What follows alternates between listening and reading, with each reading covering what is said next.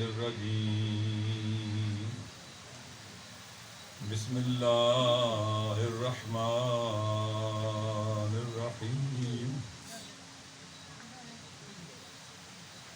الحمد لله رب العالمين بارئ الخلائق أجمعين قاسم الجبارين وقاطع دابر المعتدين والصلاة والسلام على أشرف الأنبياء والمرسلين حبيب إله العالمين مولانا أبي القاسم محمد صل على محمد وعلى آله الطيبين الطاهرين المعصومين المظلومين لا سیما بقیت اللہ فی العالمین. امام زمانہ پہ درود بھیجیں. اللهم صل على محمد وآل محمد واللعنة الدائمة على أعدائهم أجمعين من يوم عداوتهم إلى قيام يوم الدين. أما بعد وقد قال مولانا الإمام الحسين عليه الصلاة والسلام إني لم أخرج أشرا ولا بطرا ولا مفسدا ولا ظالما بل إنما خرجت لطلب الإصلاح في أمة جدي أريد أن أأمر بالمعروف وأنهى عن المنكر وأسير بسيرة جدي وأبي علي بن أبي طالب عليه السلام. درود پڑھیے محمد والے محمد. اللهم صل على محمد وآل محمد. خداوند متعال کی بارگاہ میں دعا ہے کہ وہ ہماری اس مجلس کو اپنی عبادت قرار دے, الہی آمین. اسے اپنے قرب کا وسیلہ بنا دے. الہی آمین. قادر مطلق اور فیاض مطلق ہے, اس بارگاہ میں دعا ہے کہ وہ زباں پر ایسے لفظ لانے کی توفیق بخشے جس میں اس کی رضا اور خوشنودی اور امام زمانہ کی تائید شامل ہے. الہی آمین. ایک بار پھر اپنی زبانوں کو معطر کریں محمد وآل محمد پہ درود بھیج کر. اللهم صل على محمد وآل محمد. شب عاشور ہے. 14 صدیاں گزرنے کو ہیں, گزر چکی ہیں یا گزرنے والی ہیں. اس شب عاشور کی یاد میں جو 61 ہجری میں صحرائے کربلا میں آئی تھی, ہم ہر سال نسل در نسل ان کی یاد میں یہاں بیٹھتے ہیں, ان کے غم میں شریک ہوتے ہیں. وہ شب عاشور اپنے اندر ہمارے لیے بہت سے پیغام رکھتی ہے. وہ شہیدوں کی معراج کی رات ہے, شہیدوں کے عروج کی رات ہے. ان کی رات ہے جنہیں امام نے کہا تھا چھوڑ کے چلے جاؤ, میں چراغ خیمہ بجھا دیتا ہوں, رات کے اندھیرے سے استفادہ کرو, چلے جاؤ. کوئی نہیں گیا امام کو چھوڑ کر. اپنے ارادے اور اختیار سے انہوں نے اس راستے کو چنا تھا. ان کی رات ہے جنہیں یقین تھا کہ ہم شہید ہو جائیں گے.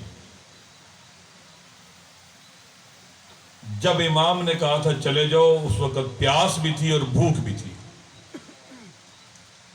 انہوں نے امام کا ساتھ نہیں چھوڑا۔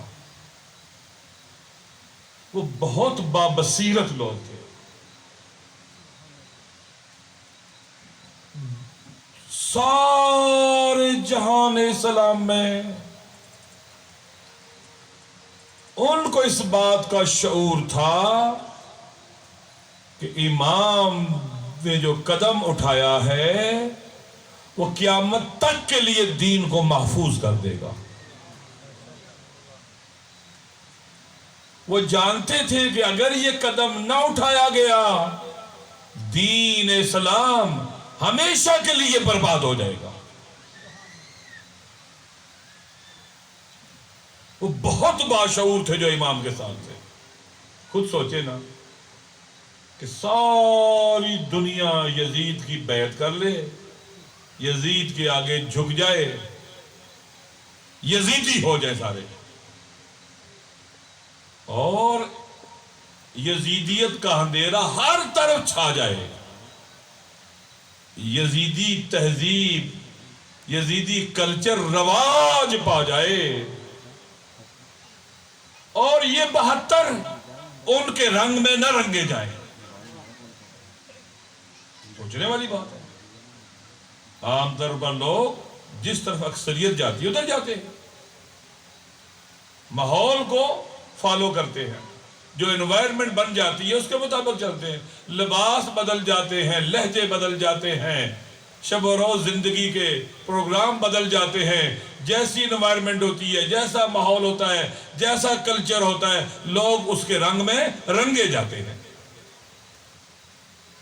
سونے کے ٹائم، جاگنے کے ٹائم تک بدل جاتے ہیں، زبانیں بدل جاتی ہیں، لہجے بدل جاتے ہیں، لوگ اکثریت کے پیچھے چلتے ہیں،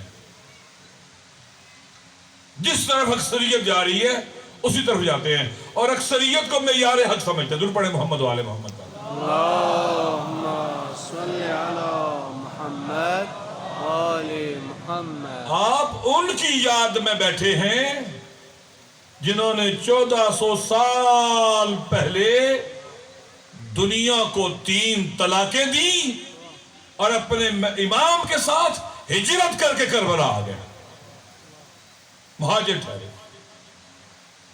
انہوں نے اپنے امام کو پہچان لیا۔ بڑا مسئلہ ہوتا ہے کہ انسان اپنے امام اور پیشوا کو نہ پہچانے۔ لوگوں کی اکثریت نے انبیاء کو نہیں پہچانا۔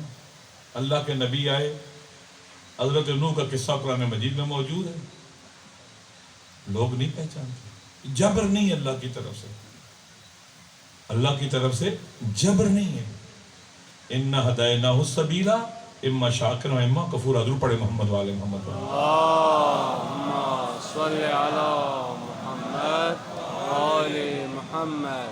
ہم نے اسے راستہ دکھا دیا، ہدایت کر دی ہے، اب اس کی اپنی مرضی ہے کہ یہ اللہ کے بتائے ہوئے راستے، انبیاء کے بتائی ہوئی راہ، ائمہ اہل بیت کی علیہ السلام کی بتائی ہوئی راہ پر چلے اور شکر الہی بجا لائے، یا انکار کرے، نہ چلے اور کفران نعمت الہیہ کو انجام دے۔ اللہ کی طرف سے ہدایت کا سلسلہ بتانا بھی، ہدایت دینا بھی نعمت خدا ہے۔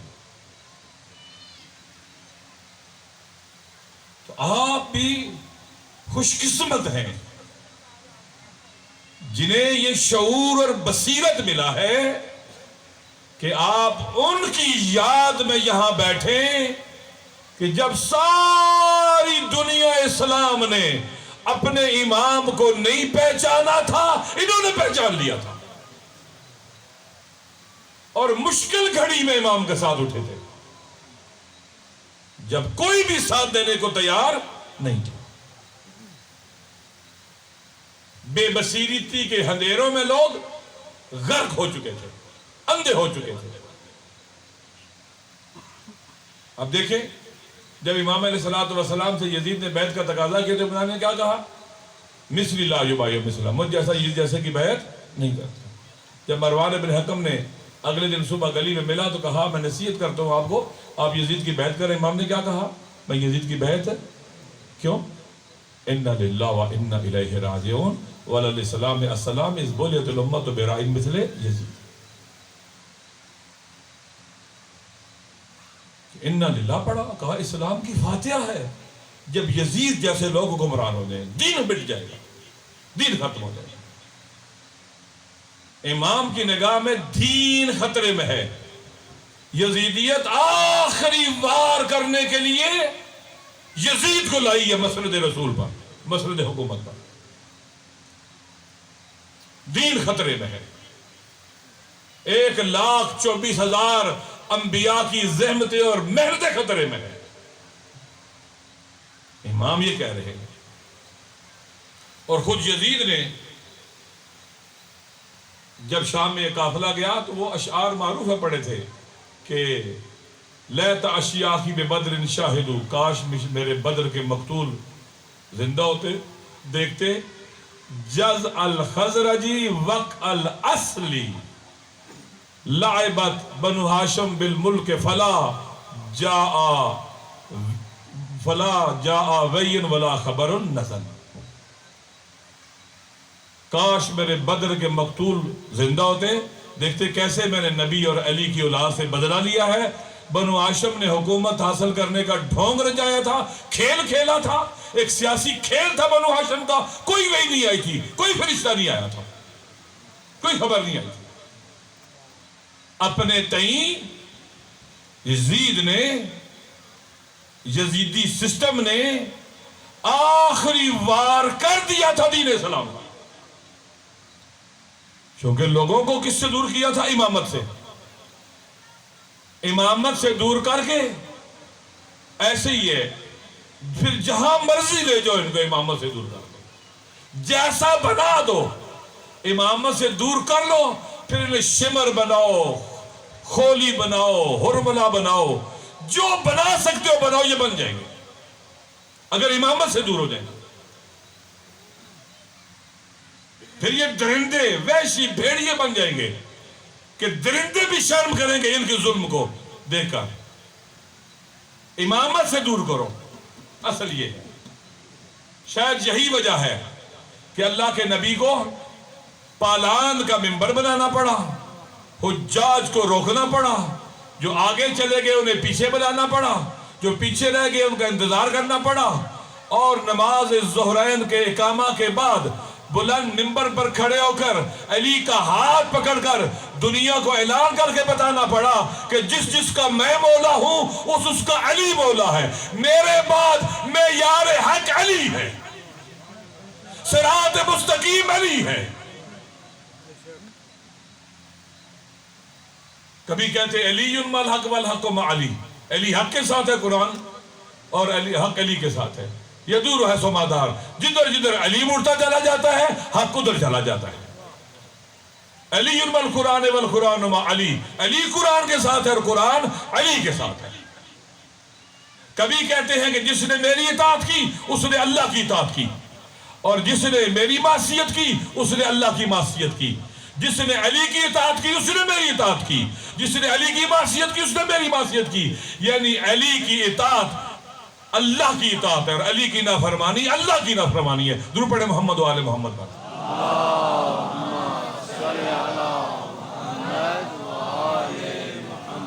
یہ جتنے بھی روایات ہیں یہ امامت سے متعلق ہیں. اطاعت کس کی جاتی ہے؟ رہبر کی، قائد کی، امام کی. امام کی اطاعت کی جاتی ہے، امام کی پیروی کی جاتی ہے، امام کے نقش قدم پر چلا جاتا ہے. لہذا اتنے فرامین ہیں، اتنے جس کی انتہا نہیں ہے. پھر کہا مرتے دم تک قلم دواد لاؤ تو میں لکھ دوں تاکہ گمراہ نہ ہو میرے پاس. وہاں پر بھی کہا انی تارکن فیکم الثقلین کتاب اللہ و اطراتی اہل بیتی، میں تمہیں دو چیزیں چھوڑ کے جا رہا ہوں، اللہ کی کتاب اور میرے اہل بیت. ما ان تمسکتم بہما لن تضلوا، جب تک تم ان دونوں سے متمسک رہو گے کبھی گمراہ نہیں ہوگے. وَلَن يَفْتَرِقَا، اور یہ کبھی ایک دوسرے سے جدا بھی نہیں ہوں گے حَتَّى يَرِدَ عَلَيَّ الْحَوْض. یعنی یہ میرے بعد محور ہیں، یہ امامت ہے، یہ ولایت ہے. اس کا دامن پکڑ لو گے کبھی گمراہ نہیں ہوگے قرآن کے ساتھ. یہ جدا نہیں ہوتے قرآن سے. قرآن ان سے جدا نہیں ہوتا، یہ قرآن سے جدا نہیں ہوتے۔ میں مصائب نہیں پڑھنا چاہتا، یہ وہ ہستیاں ہیں ان کے گلے کٹ جائیں یہ نوکے نیزہ پر بھی قرآن پڑھتے ہیں۔ پڑھیے محمد والے محمد پر۔ اللہم صلی علی محمد وآل محمد۔ لہذا قیادت کی شناخت اور معرفت بہت اہم ہے۔ کوئی بھی قوم، کوئی بھی مکتب قیادت کے بغیر آگے بڑھ ہی نہیں سکتا، چل ہی نہیں سکتا۔ قیادت بہت اہم ہے۔ لہذا ہم امامت کو جو ہم معنی کرتے ہیں، یعنی دین بھی اہل بیت سے لینا ہے اور حکومت بھی اور قیادت بھی انہی کی ہے۔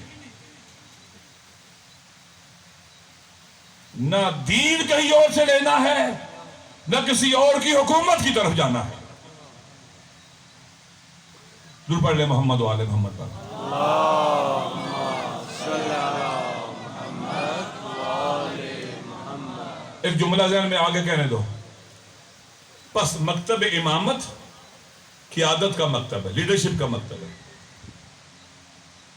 غیبت کبریٰ میں ہمیں علمی قیادت کی بھی ضرورت ہے، رہبری کی، لیڈرشپ کی ضرورت۔ درود پڑھ لے محمد والے محمد پر۔ اللہم صلی علی محمد وآل محمد۔ سنیں دو جملے۔ انگریزی میں ایک لفظ استعمال کرتے ہیں ٹو گائیڈ، ایک استعمال کرتے ہیں ٹو لیڈ۔ رہنمائی، رہنما اور رہبر۔ ٹو گائیڈ یہ علمی کام ہے، ایک انٹلیکچوئل، ایک مفکر رہنمائی کرتا ہے آپ کو، درست ہے؟ علمی کام ہے یہ، ایک مفکر کا، ایک انٹلیکچوئل کا کام ہے۔ ٹو گائیڈ یہ لیڈ کرنے والے بندے کا کام ہے، لیڈ کرتا ہے وہ، درست ہے؟ امامت کے اندر ٹو گائیڈ بھی ہے اور ٹو لیڈ بھی ہے، درست ہے؟ وہاں پر رہنمائی بھی ہے اور رہبری بھی ہے۔ ٹو گائیڈ کیا ہے؟ راستہ دکھانا، رہنمائی کرنا۔ ٹو لیڈ کیا ہے؟ ہاتھ پکڑ کر منزل تک لے جانا۔ یہ قیادت کا کام ہے۔ علمی رہنمائی بھی، مرکزیت اور محوریت بھی امام کی ہے کہ انا مدینۃ العلم وعلی باب، میں شہر علم اور علی اس کا دروازہ ہے۔ اگر آپ کو خالص علم چاہیے جس میں ذرا برابر بھی جہل کی ملاوٹ نہ ہو تو امام کے دروازے سے ملے گا، علی کے دروازے سے ملے گا۔ انا مدینۃ العلم وعلی بابھا ان ہاہنا لعلما جما۔ علی کہا کرتے تھے سارے کا سارا علم میرے سینے میں موجود ہے، سلونی سلونی قبل ان تفقدونی، جو پوچھنا چاہتے ہو مجھ سے پوچھ لو۔ ٹو گائیڈ، علم چاہیے ہمارے پاس، امام کے پاس جائیں گے، کسی اور کے پاس نہیں جائیں گے۔ امام ہے جو عالم ما کان و یکون و کائن ہے، امام ہے جو عالم علم لدنی ہے، امام ہے جو باب مدینۃ العلم ہے۔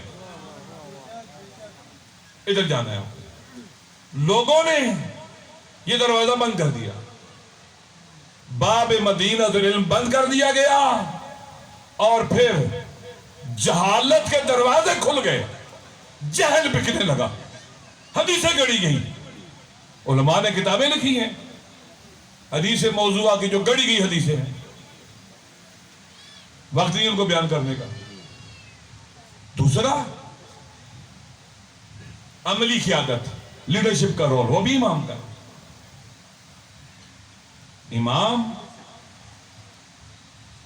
ہم نے امامت کو صرف دنیاوی قیادت نہیں سمجھا، دنیا اور دین کی رہبری اور قیادت امام کے ہاتھ میں ہے۔ لوگوں نے نہیں پہچانا انہیں۔ اب دیکھ لیں، ان سے دور کرنے کے لیے کتنے سال ممبروں پر سب و شتم ہوتا رہا مولا علی کے اوپر، نسلیں تربیت کی گئی اہل بیت کے بغض میں اور ان کی نفرت میں. یہ کام ہو رہا تھا معاشر سوسائٹی کے اندر. یہ کتنے خوش قسمت تھے جو آج کی رات شب عاشور 61 ہجری میں پوری دنیا ایک طرف یہ اپنے امام کے ساتھ. کتنے باشعور تھے, کتنے بابصیرت تھے, کتنے آگاہ تھے. کس طرح انہوں نے اپنے زمانے کو پہچانا, کس طرح سے اپنی ذمہ داری کا احساس کیا, کس طرح نے اپنا سب کچھ گھر پر چھوڑ کر امام کے ساتھ آ گئے. یہ بہت عام ہوتا ہے کہ بر وقت گھر سے باہر نکلنا, پہچان لینا, احساس ذمہ داری کر لینا, یہ بہت اہم ہے. غیبت کبریٰ میں بھی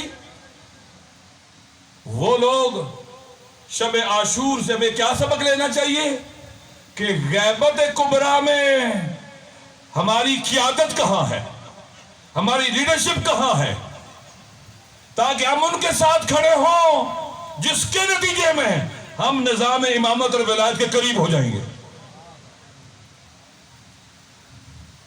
اس وقت غیبت کبریٰ میں کیا مکتب تشیع اہل بیت کو قیادت کی ضرورت نہیں ہے؟ مرجعیت رہنمائی کا نام ہے, وہ راستہ دکھاتی ہے مرجعیت, اور ولایت فقیہ قیادت کا نام ہے, لیڈرشپ کا نام ہے. ہمارے ہاں فقیہ ہمارا قائد ہوگا, فقیہ عالم ہے, صاحب علم ہے, مجتہد ہے, جامع شرائط ہے, وہ ہماری قیادت کرے گا.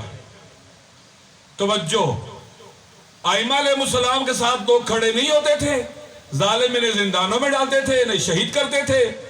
63 سال کا امام شہید, 25 سال کا امام شہید, کئی سال زندانوں میں ڈالے رکھتے تھے, لوگ ساتھ نہیں دیتے تھے.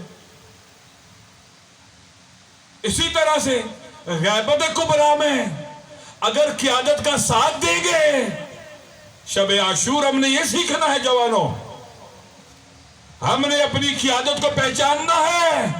اس دور کے لوگوں کی طرح نہیں ہونا. امام مدینہ چھوڑے وہ گھر میں رہے, مکہ چھوڑے وہ حج میں رہے, امام شہید ہو جائے اور امام کی ناموس کو بازاروں میں پھیلایا جائے. ہم ان لوگوں کی طرح نہیں ہیں, ہمیں ان کی طرح ہونا ہے جو شب عاشور امام کے ساتھ تھے, ایک خیمے میں تھے امام کے. ہم نے سیکھنا ہے کربلا سے, آج کی رات سیکھنا ہے. ہم نے اپنی قیادت کو پہچاننا ہے. اگر نہیں پہچانیں گے, آج کے یزید ان کا سر کاٹ کے سولی پہ چڑھائیں گے. اس دور کے اندر جو ہم رہ رہے ہیں قیادت کا دور ہے. کون قائد ہے؟ امام خمینی. آج کون قائد ہے؟ آیت اللہ خامنئی. ولی فقیہ ہمارا قائد ہے. ہمارے ہاں ملاک اور معیار ہے قیادت کا. کوئی دنیا پرست secular liberal socialist communist nationalist ہمارا قائد نہیں ہو سکتا. مکتب اہل بیت میں غیبت کبریٰ میں ہمارا جو قائد ہوگا وہ فقیہ ہوگا, عادل ہوگا اور جامع شرائط ہوگا. ایسا نہیں ہے کہ کل قیادت چاہیے تھی, آج قیادت نہیں چاہیے غیبت کبریٰ میں. آج ہم نے قیادت کو پہچاننا ہے. اس قیادت جب لوگ اس قیادت کے ساتھ کھڑے ہوئے, 2500 سالہ تخت شہنشاہی انہوں نے اٹھا کے پرے پھینکا.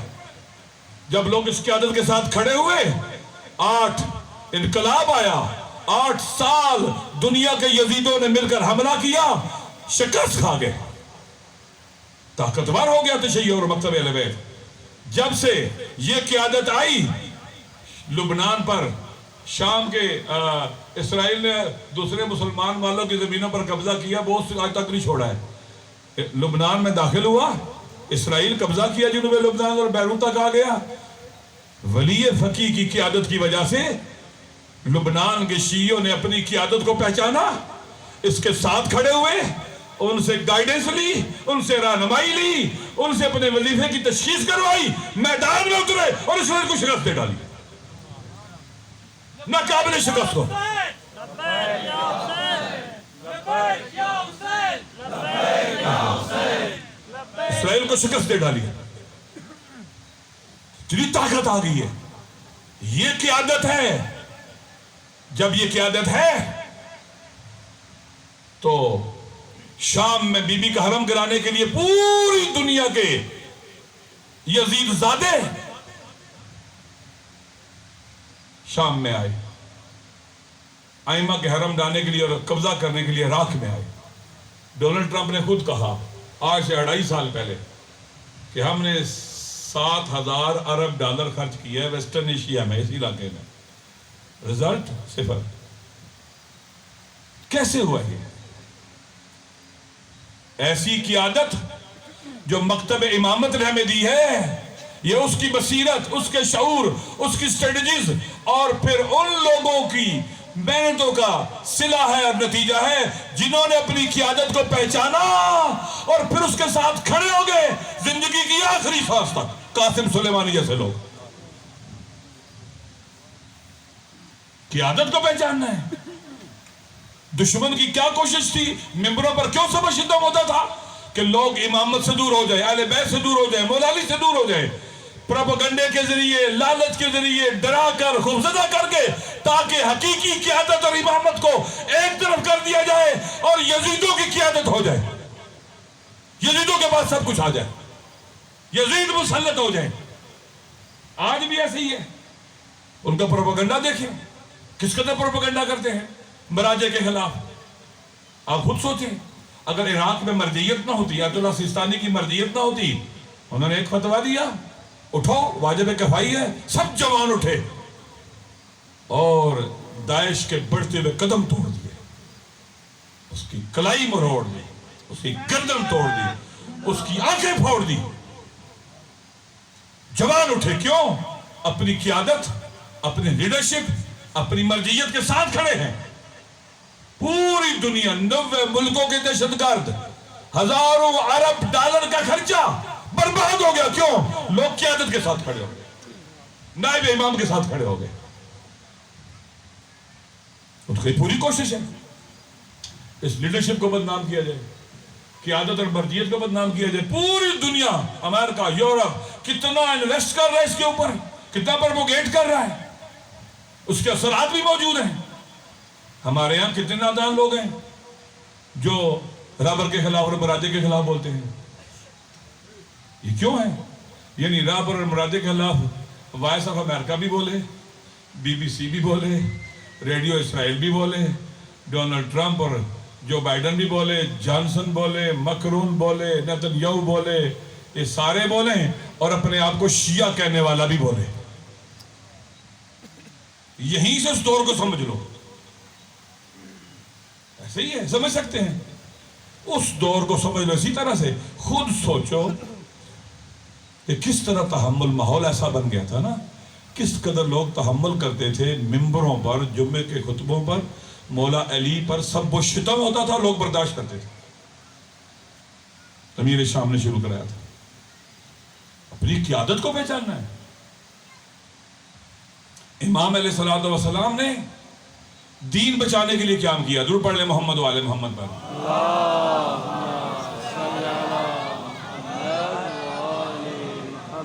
دین بچانے کے لیے کیا کیا؟ اٹھے.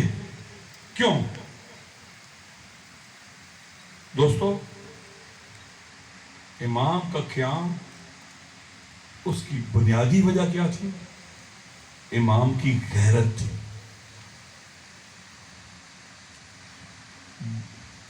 غیرت کسے کہتے ہیں؟ جس چیز کو عقلاً اور شرعاً جس کی حفاظت کرنا ضروری ہو, جس چیز کی عقلاً اور شرعاً حفاظت کرنا ضروری ہو, اس کی حفاظت کرنے کو غیرت کہتے ہیں, اور حفاظت کرنے والے کو غیرت مند کہتے ہیں. تو پڑھ لے محمد و آل محمد.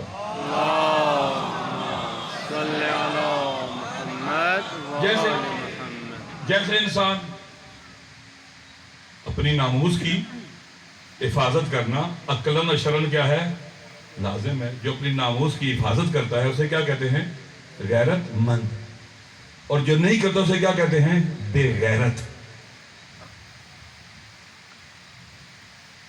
بے غیرت کہتے ہیں اس کو. معصوم فرماتے ہیں ان الغیرت من الایمان، ایمان کی نشانی، غیرت ایمان کی نشانی ہے. جو غیرت مند نہیں ہے، غیرت نہیں رکھتا، وہ مومن نہیں ہے. ان اللہ غیور و یحب کل غیور، اللہ غیرت مند ہے. معصوم فرماتے ہیں اور ہر غیرت مند سے خدا محبت رکھتا ہے. وَلِغَيْرَتِهِ حَرَّمَ الْفَوَاحِشَ ظَاهِرَهَا وَبَاطِنَهَا، چونکہ اللہ غیرت مند ہے اس لیے اللہ نے ہر حرام کو حرام قرار دیا ہے، ہر غلط چیز کو حرام قرار دیا ہے، اس کے ظاہر کو بھی باطن کو بھی. کیوں؟ اس لیے کہ اللہ غیرت مند ہے. مولا علی فرماتے ہیں جو غیرت مند نہیں ہے اس پر اللہ کی لعنت ہو. اپنی ناموس کی حفاظت لازمی ہے اور حفاظت کرنا غیرت ہے، اور جو حفاظت کرتا ہے غیرت مند ہے. اب اس انسان کو کیا کہیں جو اپنے گھر میں اپنی ماؤں بہنوں اور بیٹیوں کو بے پردہ گھر سے باہر لے کے نکلے؟ یہ بے غیرت ہے، یہ بے غیرت ہے، یہ کوئی مومن نہیں ہے. ان الغیرت من الایمان، معصوم فرماتے ہیں، ہمارے معصوم امام فرماتے ہیں، ہمارے نبی کہتے ہیں ان الغیرت من الایمان، غیرت ایمان کی نشانی ہے. رسول پاک فرماتے ہیں کان ابراہیم و ابی غیورن و انا اغیر منہ، میرا جد ابراہیم غیرت مند تھا اور میں اس سے زیادہ غیرت مند ہوں. میں اس سے زیادہ غیرت مند ہوں. غیرت کا تقاضا تھا کہ ایسے گھر کی ناموس ہوتی ہے اس کی غیرت اور حفاظت ضروری ہے، ایسے دین کی حفاظت بھی ضروری ہے. عقلاً و شرعاً دین کی حفاظت ضروری ہے، اور جو حفاظت کرنے کا نام غیرت ہے اور جو حفاظت کرے گا وہ غیرت مند ہے.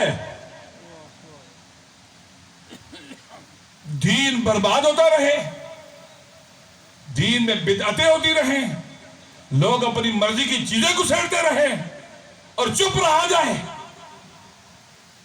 دین برباد کیسے ہوتا ہے؟ ضرور پڑھے محمد و آل محمد پر. جملہ سن لیں، محمد و آل محمد. بدعت کسے کہتے ہیں؟ ادخال ما لیس من الدین فی الدین بما انہ من الدین، وہ چیز جو دین میں سے نہیں ہے اس کو دین میں داخل کر دینا اس عنوان سے کہ یہ دین ہے، یہ بدعت ہے. امامت کے مقابلے میں جو چیز بھی جیسی قیادت بھی لائیں گے وہ بدعت ہے، وہ دین میں سے نہیں ہے. جو چیز بھی دین میں سے نہیں ہے دین میں داخل کی جائے اسے کیا کہتے ہیں؟ دین کے نام پر داخل کی جائے، بدعت ہے. ابھی آپ دیکھ لیں جتنے فرقے بنتے ہیں، جتنے انشعاب ہوتے ہیں، 1 سے 2، 2 سے 3 سے 4 کیوں بنتے ہیں؟ بدعت ہے. بدعت کی وجہ سے ایک چیز دین میں داخل کی جاتی ہے جو دین میں سے نہیں ہے. آپ دیکھیں چوتھے امام کے بعد بہت سے لوگوں نے پانچویں امام کو نہیں مانا، حضرت زید کے پیروکار بن گئے. انہوں نے امام باقر علیہ السلام کو اپنا امام نہیں مانا، چوتھے امام کے بعد اپنی مرضی سے امام بنا لیا.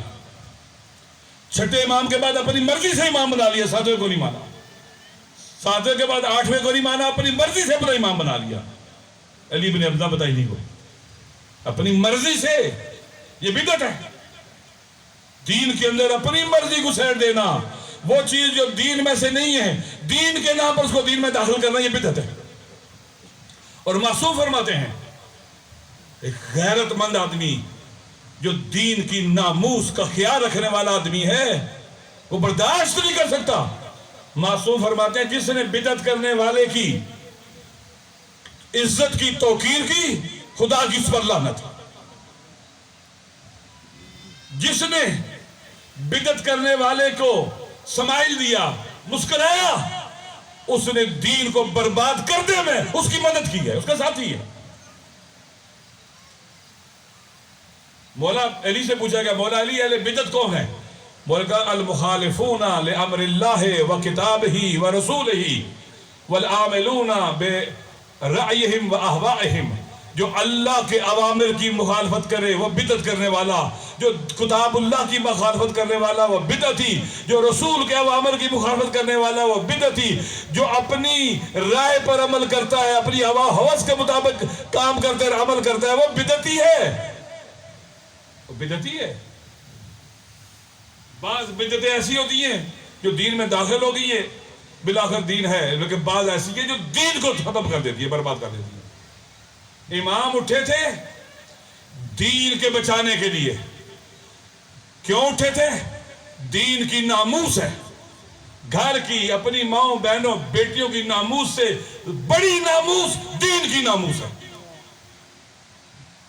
امام اٹھے کیوں؟ غیرت مند تھے، دین کی ناموس کا دفاع کرنے کے لیے اٹھے، اور جو امام کے ساتھ چلے سارے غیرت مند تھے۔ ہمارے جوانوں کو غیرت مند ہونا چاہیے، ہماری مجالس اعضاء سے عفت اور پاک دامنی کا پیغام جانا چاہیے، غیرت کا پیغام جانا چاہیے۔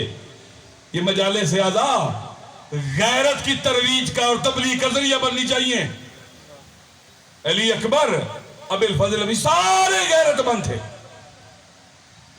میں نے بعض کتب میں پڑھا ہے شہزادہ قاسم کو جب اجازت ملی جنگ لڑنے کی، میدان جنگ میں گئے تو سب سے پہلے انہوں نے یزید کے پرچمدار پر حملہ کیا، چونکہ اس کی غیرت برداشت نہیں کرتی تھی اس کے امام کے سامنے یزید کا پرچم بلند۔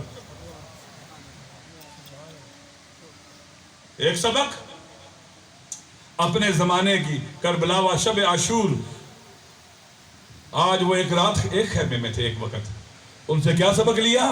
اپنے زمانے کی امام کو پہچاننا ہے اور اپنے زمانے کی قیادت کو پہچاننا ہے، امام زمانہ کو پہچاننا ہے، امام زمانہ کو پہچاننا ہے، ان کے ظہور کی زمینہ سازی کرنی ہے، ان کے ظہور کے لیے جدوجہد کرنی ہے، اور غیبت کبریٰ میں اپنی قیادت کو پہچاننا ہے۔ جو نہیں پہچانیں گے شکست کھا جائیں گے۔ تیسرا، دین کی ناموس ہے، ہماری اپنی ناموس ہے، وطن کی ناموس ہوتی ہے۔ غیرت مند انسان اپنی ناموس، وطن کی ناموس اور اپنے دین کی ناموس کا دفاع کرتا ہے، حفاظت کرتا ہے۔ یہ سارے کربلا میں امام آئے تھے کس لیے؟ دین بچانے کے لیے، اور یہ امام کے ساتھ دین کی ناموس کا دفاع کرنے آئے تھے، دین بچانے آئے تھے، یہ اپنی غیرت کی وجہ سے آئے تھے، یہ غیرت مند تھے۔ ہمیں غیرت کو رواج دینا چاہیے۔ لہذا آج کی رات دیکھ لیں، ایک پیغام یہ جاتا ہے آج کی رات کہ نماز بہت اہم ہے، نماز دین کا ستون ہے، الصلاۃ عمود الدین، نماز دین کا ستون ہے۔ آج رات امام علیہ السلام نے مہلت مانگی تھی، کس لیے؟ عباس، عرض کروں گا آگے چل کے پھر، لیکن جملہ سن لو، ہوا یعلم انی احب الصلاۃ و تلاوت کتابہ، میرا اللہ جانتا ہے کہ میں اس کی نماز کا عاشق ہوں، عشق ہے مجھے اس کی نماز سے۔ لہم دوین کا دوین النحل، دیکھتے تھے کوئی رکوع میں تھا، کوئی سجدے میں تھا، کوئی قیام میں تھا۔ شب عاشور کا پیغام کیا ہے؟ یہ سارے وہاں جوان بہت تھے، بنی ہاشم کے تو تقریباً سارے جوان تھے، ایجنٹ لوگ انصار میں تھے، بنی ہاشم سارے جوان تھے،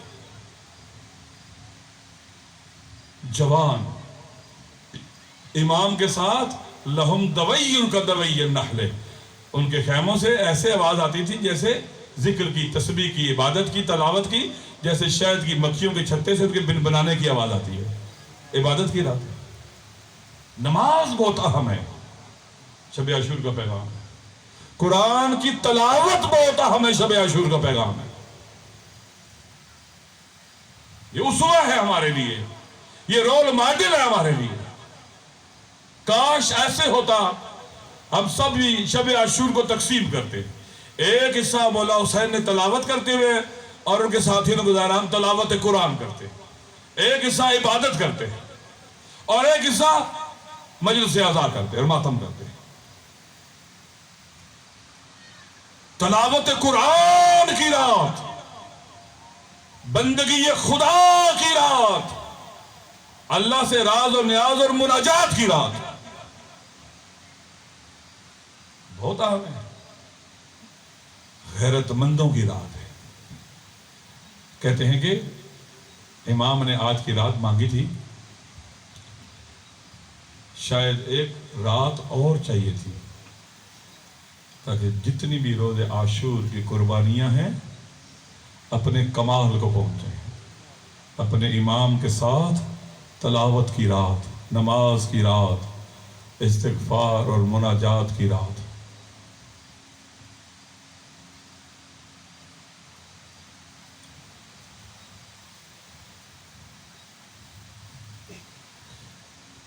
آج 9 محرم گزری ہے.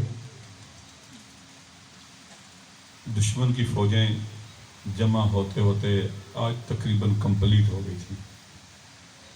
اہل بیت پر پانی بند تھا. امام علیہ السلام خیمہ کے باہر تھے.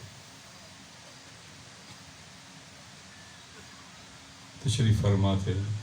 یا بیویوں نے خیمے میں سنا تیزی کے ساتھ ان کے گھوڑے اور سواریاں چلی ہیں اور ان کی آوازیں خیموں کے قریب آ رہی ہیں. تو ثانیہ زہرا نے امام حسین علیہ السلام سے کہا کہ بھیا آپ دیکھ نہیں رہے کہ دشمن کی فوجیں بہت قریب آ رہی ہیں؟ تو امام علیہ السلام نے ابوالفضل عباس کو بھیجا. جب عباس آگے بڑھے تو اس طرح سے وہ رک گئے جیسے سیلاب کے آگے بند باندھ دیا جائے.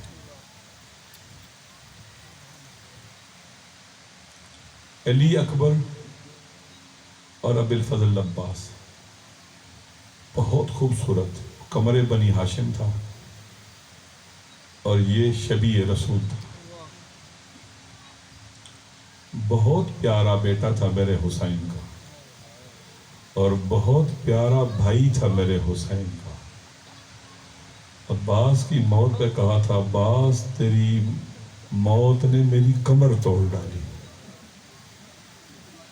اور علی اکبر کی شہادت پر علماء لکھتے ہیں اگر جناب زینب نہ آتی تو حسین کی روح نکل جاتی.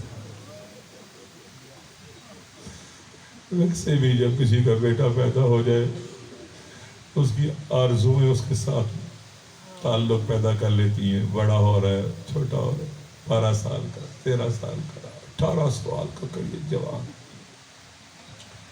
کہتے ہیں جب مدینے میں نکلتے علی اکبر ابوالفضل عباس تو لوگ کھڑے ہو کر ان کو دیکھتے تھے.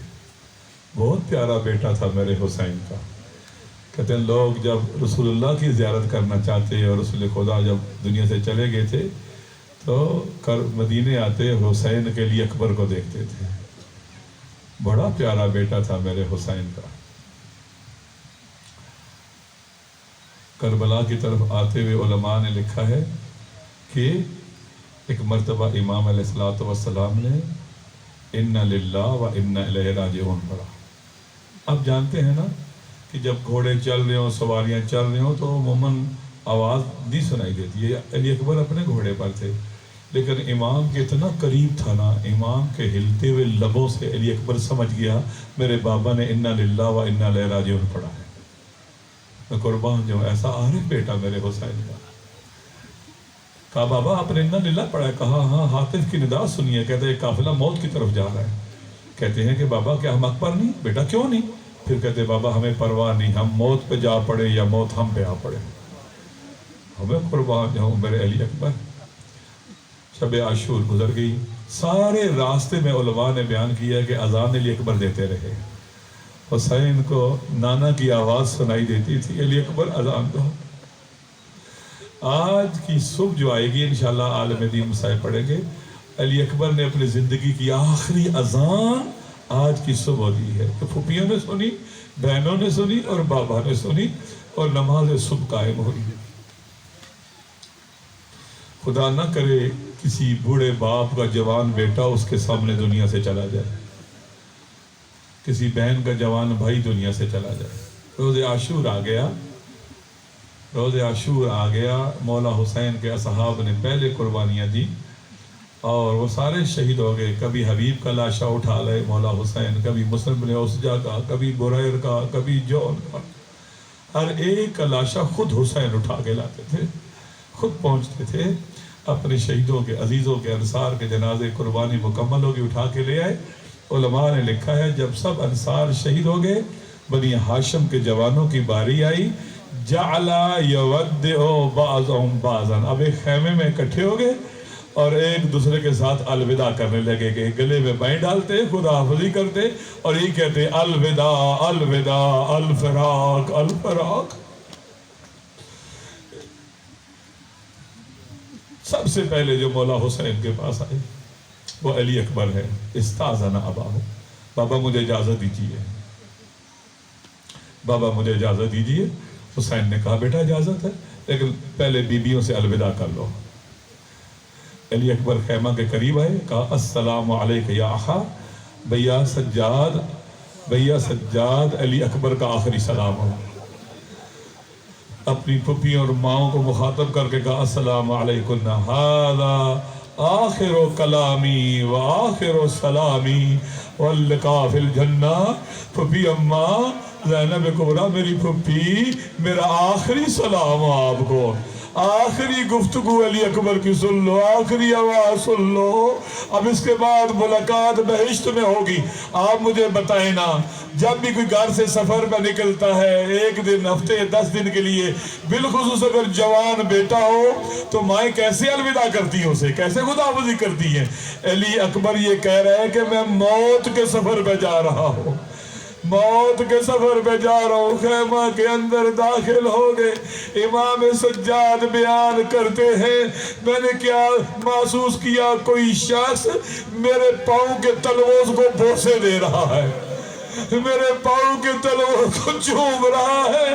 میں نے دیکھا میرا علی اکبر آیا ہوا تھا، آئے میرے پاؤں کے بوسے لے رہا تھا، اپنے رخسار میرے پاؤں کے تلوے پہ مل رہا تھا. اجرکم اللہ. مولا حسین کو پرسہ دے رہے ہیں.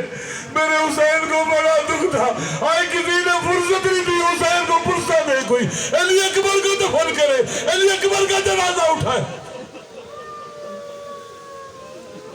یا حسین، مولا حسین جوان موجود ہے، تیرے علی اکبر کا ماتم کرنے آئے ہیں. بیویوں نے گھیر لیا علی اکبر کو، ایسے گھیرا جیسے جنازے کے ارد گرد بیویاں جمع ہو جائے.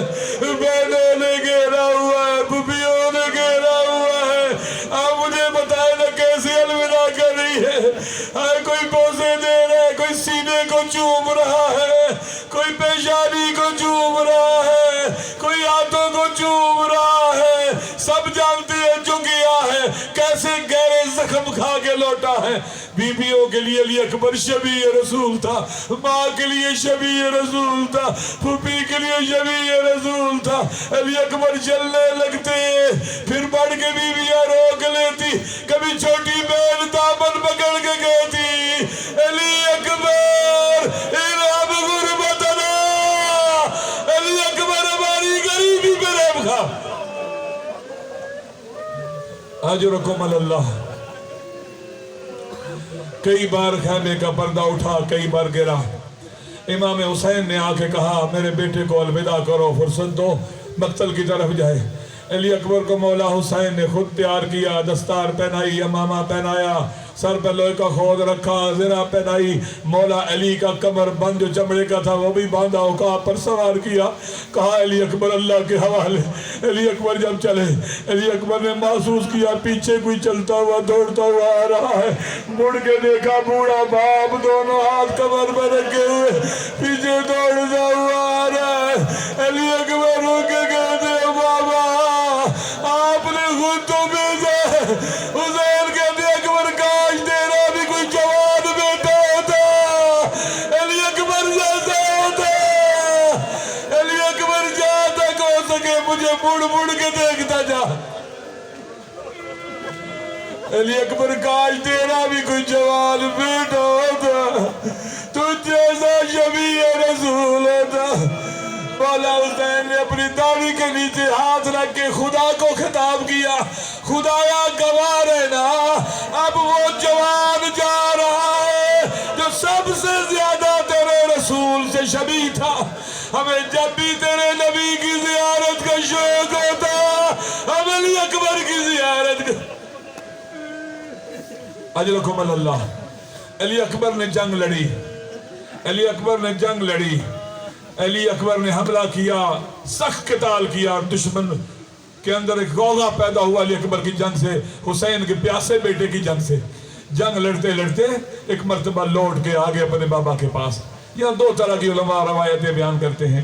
ایک روایت یہ ہے کہ جناب علی اکبر کی مادر گرامی نے خیمے میں بیٹھ کر دعائیں کرنا شروع کی، کہا یا رادا یوسف الی یعقوب، یا رادا اسماعیل الی ہاجر، رد الی ولدی، اے یعقوب سے یوسف کو ملانے والے خدا، اے اسماعیل کو ہاجرہ سے ملانے والے خدا، ایک مرتبہ میرے بیٹے کو زندہ لوٹا دے۔ اجرکم اللہ۔ علی اکبر لوٹے، اپنے بابا سے کہا بابا بابا العطش قد قتلنی، بابا مجھے پیاس مارے جا رہی ہے، بابا ہو سکتا ہے مجھے ایک گھونٹ پانی کا مل جائے۔ حسین نے کہا علی اکبر میرے منہ میں اپنی زبان رکھ دو، علی اکبر اپنی زبان میرے منہ میں رکھ دو۔ علی اکبر نے حسین کے منہ میں زبان رکھتے ہی نکالی، کہا بابا بابا آپ کی زبان تو مجھ سے بھی زیادہ خشک ہے، کربلا میں سب سے زیادہ پیاسا میرا حسین تھا۔ کہتے جب یہ ظالم یتیم بچوں کو جو قیدی تھے پانی دیتے، کہتے کیف نشرب الماء وقد قتل الحسین عطشانا، ہم کیسے پانی پیئے، ہمارا حسین پیاسا مارا گیا۔ کہا بیٹا جاؤ اللہ کی راہ میں، تجھے تیرا نانا سیراب کرے گا۔ علی اکبر نکلے، دوبارہ جنگ لڑی، جنگ لڑتے لڑتے ایک مرتبہ ایک ظالم نے چھپ کے وار کیا، علی اکبر کے پہلو میں نیزہ مارا۔ علی اکبر کے پہلو میں نیزہ لگنا تھا، کہتے علی اکبر کے ہاتھ سے تلوار چھوٹ گئی، علی اکبر نے گھوڑے کے گلے میں پیر ڈال دی، یا تو ایک ظالم نے سر پہ لوہے کا گرز مارا۔ علی اکبر کی غیرت اجازت نہیں دیتی تھی کہ سامنے گھوڑے سے گرے، کہتے گھوڑے کے گلے میں پائے ڈال لی، فَقَتَّعُوا بِالسِّيُوفِ الْبَلِرْبَا، جوان حسین کے بیٹے پہ ان ظالموں نے حملہ شروع کیا۔ کوئی تلواریں مار رہا تھا، کوئی نیزے مار رہا تھا، کوئی تیر مار رہا تھا، علی اکبر کے ٹکڑے ٹکڑے کر دیے، گھوڑے سے گرنے کا بابا علی اکبر کا آخری سلام۔ بس آخری جملے سن لو۔ حسین نے علی اکبر کی سزا سنی، حسین چلے مقتل کی طرف گھوڑے پہ سوار۔ علماء نے لکھا ہے چلتے چلتے جب علی اکبر کے لاشے پہ نظر پڑی نا، حسین گھوڑے سے اتر آئے، حسین گھوڑے سے اتر آئے۔ کیسے چلے؟ زانو پہ لاشے پسر رسی، آئی کونی اور گھٹنوں کے بال، حسین نے آگے بڑھنا شروع کیا، اپنے علی اکبر کے بدن پہ پہنچے۔ کہتے ہیں علی اکبر نے صدا دیا کربلا میں، بابا کو پکارا، تین آوازیں بلند، ایک علی اکبر کی آواز بلند ہوئی، ایک حسین کی۔ حسین نے کیا کہا؟ واہ ولدا والیا واہ صبرت فوادا، قتلوک، ہائے میرے علی اکبر، ہائے میرے لال، ظالموں نے تجھے مار ڈالا۔ تیسری صدا زینب کبریٰ کی بلند ہوئی، واہ خیا واہ ولدا وابن خیا، ہائے میرے حسین، ہائے میرے حسین کے علی اکبر۔ علی اکبر کے لاشے پہ پہنچے، زخمی بدن پر۔ حسین نے، خدا نہ کرے جس طرح سے حسین نے اپنے جوان بیٹے کا بدن دیکھا نا کوئی باپ دیکھے، خدایا کوئی ایسا نہ دیکھے۔ مولا حسین نے کیا دیکھا؟ بدن ٹکڑے ٹکڑے ہے۔ علی اکبر کو دیکھ کر حسین کی شفقت پدری نے جوش مارا، علی اکبر کو اٹھایا، سر اپنے زانوں پہ رکھا، کہا علی اکبر بابا آیا ہے نا، علی اکبر تیرا بابا ہے، میرے ساتھ کلام کر۔ علی اکبر بولنا چاہتے ہیں نہیں بول سکتے، منہ میں خون ہے، خون کے لوتڑے ہیں، امام نے منہ سے خون نکالا،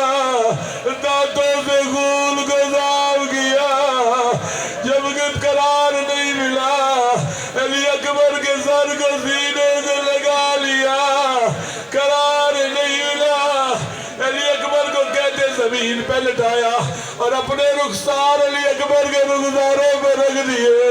کہا علی اکبر اپنے بابا کو تنہا چھوڑ گئے. الدنیا بعدک الافا، اکبر تیرے بعد دنیا رہنے کے قابل نہیں رہی. اجرکم اللہ، اجرکم اللہ. علی اکبر کی روئی کفر کفر سری سے پرواز کر گئی. حسین علیہ السلام کیسے اٹھائے؟ ٹکڑے ٹکڑے لاشوں کو. کہا بنی ہاشم کے بچوں آؤ میری مدد کرو، مجھ سے اکبر کا جنازہ نہیں اٹھتا. بنی ہاشم کے بچے آ گئے، علی اکبر کے جنازے کو اٹھایا. کہا لے کے آئے خیموں کے قریب گنج شہداء میں. آپ مجھ سے پوچھے نا اب بیویوں کا کیا حال ہوگا، سکینہ کا کیا حال ہوگا، سیدہ کائنات کی بیٹی کا کیا حال ہوگا، علی اکبر کی مادر گرامی کا کیا حال ہوگا. بیویوں نے ماتم کرنا شروع کیا، بیویوں نے ماتم کرنا شروع کیا. کوئی کہتی ہے ہائے میرے اکبر، کوئی کہتی ہے ہائے میرے جوان علی اکبر، میرے شبیہ رسول علی اکبر. اللہ لعنت اللہ علی